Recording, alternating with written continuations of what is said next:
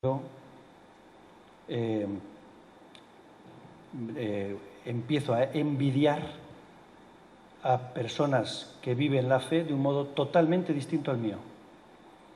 Yo he sido siempre católico practicante y he pensado que eso era perfecto, o sea, que Dios tenía mucha suerte de contar conmigo.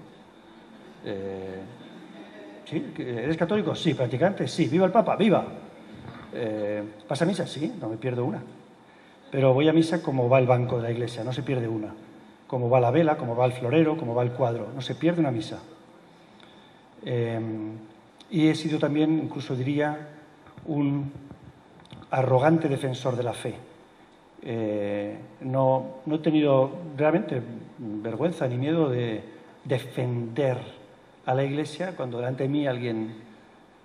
y entonces he sido defensor de la fe.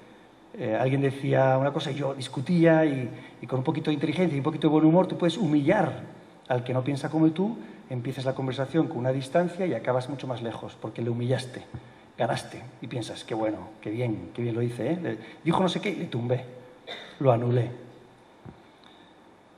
Y sin darte cuenta tú vas poniéndote una pequeña peana muy sutil, que es invisible, donde empiezas a ver a la gente un poquito por encima del hombro. Y además te conviertes en papa. Yo he sido papa en la iglesia, no está en mi currículum, pero lo he sido muchos años, porque yo decía, la iglesia tiene que, la iglesia debería, tal. Entonces he ido dando instrucciones de lo que la iglesia debería hacer como papa. Me autonombré, no hubo un cónclave, pero yo vi que tenía capacidad de serlo y lo fui. En muchos años dije, yo voy a ser el papa. Bueno, entonces es un proceso, ya digo, aquel primer converso que conocí, al que entrevisté queriendo llevarle contra las cuerdas, porque sucedieron más cosas. Y por no hacerlo largo, que yo tiendo a hablar demasiado, es como que a los 40, ahora tengo 47, un día que no tiene fecha, sí que decidí dejar de creer por inercia. Un pequeño hito en ese camino, son hitos que yo he comprendido después de que sucedieran, mucho después. Un día voy en el carro con mis hijas hacia el colegio y están a punto de hacer la primera comunión, dentro de poco, unos meses, unas semanas, no lo recuerdo. Y una de mis hijas dice, papá, ¿qué es el bautismo? Hija mía, un sacramento. Esto es importante que lo sepas. Me sorprende tu pregunta. Estamos a punto de hacer la primera comunión y me vienes con estas. Ya, papá, ¿pero qué es un sacramento? Bueno, son 7. Está el bautismo, está la Eucaristía, la confirmación. Le dices los 7, dice, ya, ¿pero qué es el bautismo? ¿O qué es un sacramento? Dices, a ver, voy a hablar con tu profesora de religión. Esto es muy preocupante, hija mía. O sea, no puede ser que no sepas esto. O sea, esto es alarmante. Vas a un colegio católico, hija. Entonces les dejas en el colegio, te vas con la pregunta en la cabeza, ¿qué es un sacramento? Yo lo sé, estoy seguro de que lo sé. Entonces llegas a tu mesa de trabajo, sacas un papelito, un post-it, un papelito de este tamaño, no saqué 100 folios, y pensé, voy a escribir qué es el bautismo y qué es un sacramento, porque yo lo sé. Y entonces cuando empiezas a escribir y no sabes qué es un sacramento, ni para explicar eso a una niña pequeña, alarma, tenemos un problema. Bueno, entonces lo repasas la teoría y te quedas tranquilo. Ya sé, un sacramento es, no me acuerdo de la definición, voy a empezar a sudar de nuevo, ¿no? Y entonces empiezas a ver que, igual que esa pregunta, hay muchas cosas que no sabes explicar. No ya para la teoría del examen de religión, que lo aprobaste, sino que cuando una persona que no tiene fe, que no es imbécil, y ni mala persona te pregunta, ¿tú por qué crees? No lo sabes decir. En mi caso ha sido así. Incluso hice un día el examen traumático de primero preguntármelo a mí, no tener la respuesta y hacerlo a la salida de una iglesia. Así, fue una decisión sobre la marcha, voy a preguntar. Y entonces me acerco a gente que está saliendo de misa. Y le pregunto, perdone, disculpe, sin micrófono, o sea, como un viandante, ¿de dónde sale usted? O de la iglesia, ¿qué ha hecho ahí dentro? Hemos estado en misa. ¿Y qué es la misa? Hombre, ¿no sabe usted lo que es la misa? No lo sé. Pues, hombre, esto es una ceremonia de los católicos, el domingo. Ajá, sí, eso sí lo sé, lo de que los católicos van ustedes yo me hago el abogado del diablo. ¿Pero qué es la misa? Bueno, pues que es muy complejo explicárselo así ahora. Porque, no, pues no se puede, gracias, voy a otro. Oiga, ¿me puede explicar usted qué es la misa? Entonces, preguntar a un grupo de personas distintas que están saliendo de misa como un hombre que quiere saber y no encontrar una respuesta. Alarma, tenemos un problema, no sabemos lo que vivimos por inercia, vivo por inercia. Entonces, tal vez no es... sí llegó a ser una decisión como firme, que se fue cuajando durante meses, es decir, estoy dispuesto a conocer la verdad sobre mi fe, y si la verdad es que es mentira, lo superaré. Superé el cuento del ratoncito Pérez, fue un trauma, pero he seguido adelante. Superé aquello que me contaban mis papás, de no sé qué, he salido adelante, lo superé. Si tengo que superar esto, lo superaré, pero yo no puedo vivir de una fe de inercia. Necesito saber si cuando rezo hay alguien que me escucha. Necesito saber si detrás de esa rebanada de pan está Cristo, sí o no. Yo no me voy a arrodillar delante de un trozo de pan. Necesito saber por qué tengo que perdonarle a eso. ¿Por qué? Necesito saber por qué no puedo pensar que esa persona es mala. ¿Por qué no voy a pensarlo? Necesito saber. Entonces, en ese contexto aparece uno que te cuenta su conversión. Vale, ¿te puedo entrevistar? Sí, con dos condiciones. Primera, sin reloj. Segunda, sin miedo. No esperes una entrevista cómoda. Te voy a preguntar mis dudas de fe.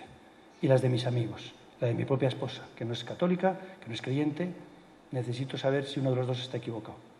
¿Quién está equivocado en esto? Y estoy dispuesto a ser yo.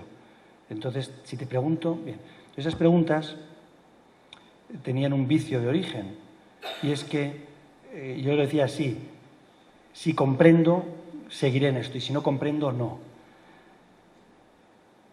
Y en ese camino de interrogatorios complicados hay un punto en el que comprendes que no lo vas a comprender todo.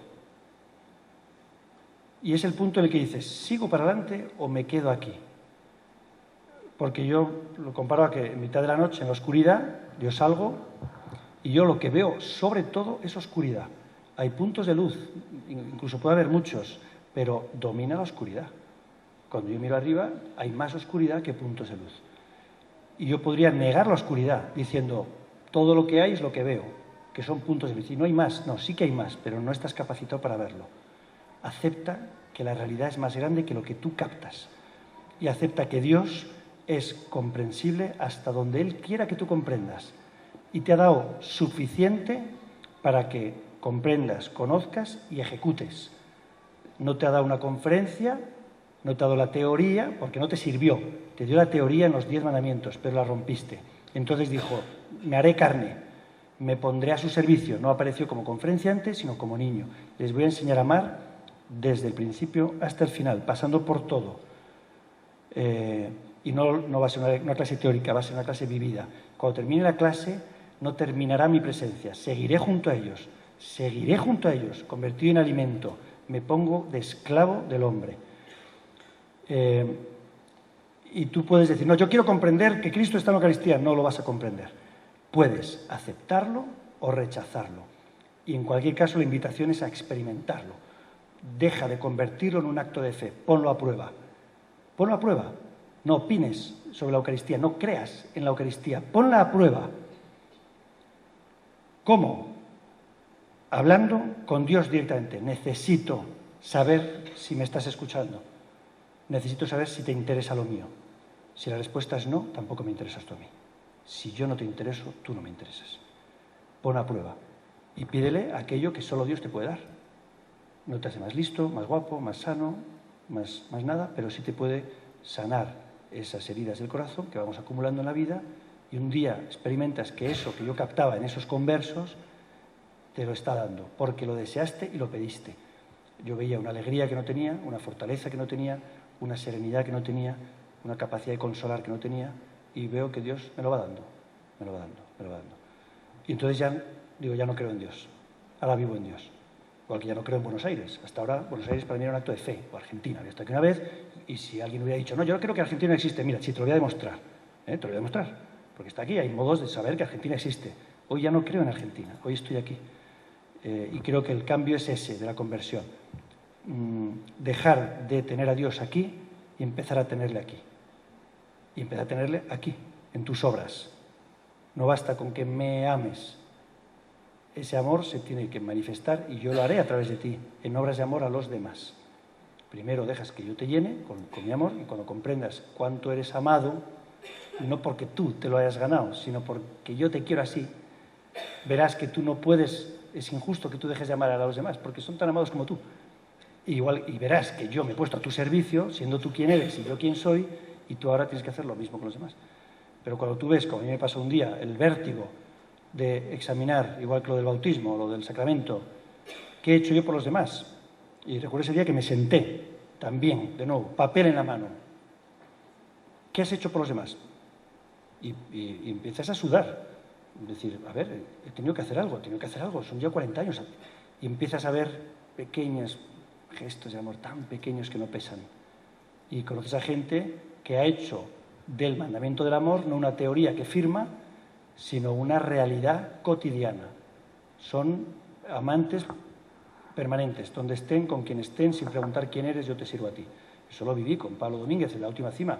Esa conversación breve que tuve con él me dijo una frase: si necesitas algo de mí, pídemelo. Pero no me preguntó antes quién eres tú y a qué te dedicas y qué haces. Ah, sí, va, me interesa servir a este. No. Y luego supe que eso lo hacía con el mendigo, con el obispo, con el niño, con el casado, con el divorciado, con todos.